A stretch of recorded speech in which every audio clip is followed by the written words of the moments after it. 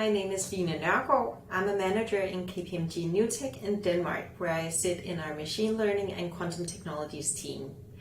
I have an educational background with a bachelor's degree in communication and a master's degree in digital design.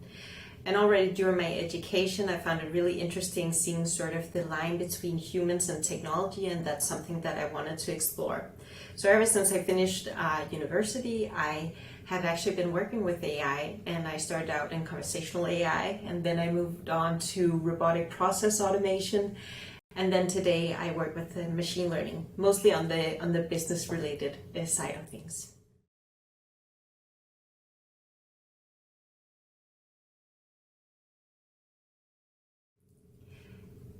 Some challenges that I have faced throughout my career is probably that it's difficult finding other people to mirror the career after, because there's not that many women in AI and in leadership within AI.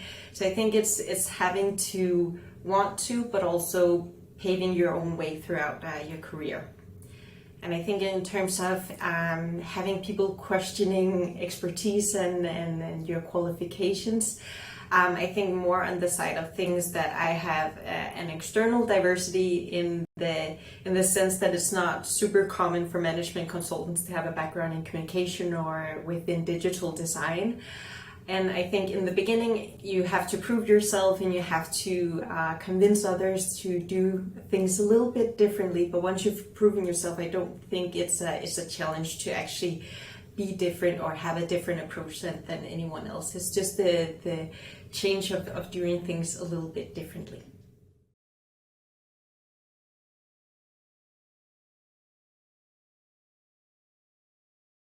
In terms of the way that the universities in Denmark are supporting more women to come in within AI or STEM educations, I think there's been a lot of focus on creating more communities and events that invite girls and women to actually explore how that path could look like and how it's interesting. But I also think the way that we're talking about these educations have changed, so it's a little bit more inclusive in the wording, because essentially I don't believe that working within AI is something that is more suited to one gender than other.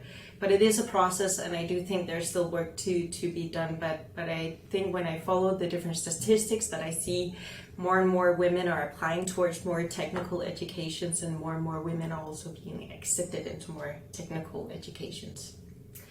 And in terms of skill sets that I have had to gain throughout my career, or skill sets that were useful coming into my career, I think having that digital design background and working with design thinking, that's actually super useful. Even though it's not something that is explicit in the work, a lot of the elements from design thinking can be used when you're working with innovation.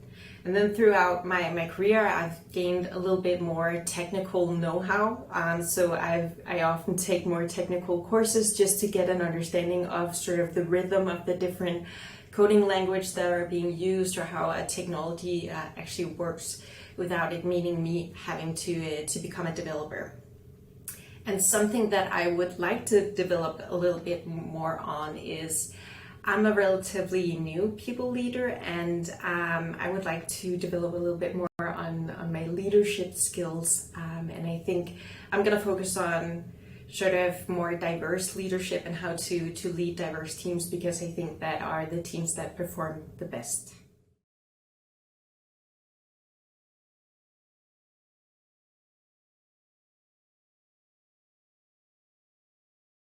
So in terms of finding different support systems for coming into AI, I think it's important to be aware of different networks. There's a lot of networks focusing on women in AI or women in tech and things like that. And network is just such an important thing, whichever way you choose to go.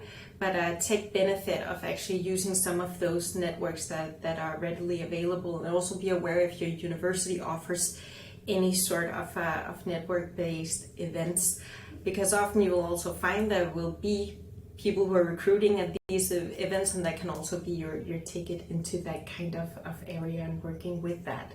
different resources that I found in particularly helpful throughout my career has actually been looking into the research that's being done on diversity within the area. And even though that's not directly connected to sort of the job and my focus area, I think it has helped me sort of grasp a lot of different concepts that are going on, but also being able to be proactive and understand how can I actually try to create a more diverse team by understanding research and also what kind of different approaches can we take. So I think I focused a lot on trying to be actionable and using that to create more diverse teams. So look into research, that's my recommendation.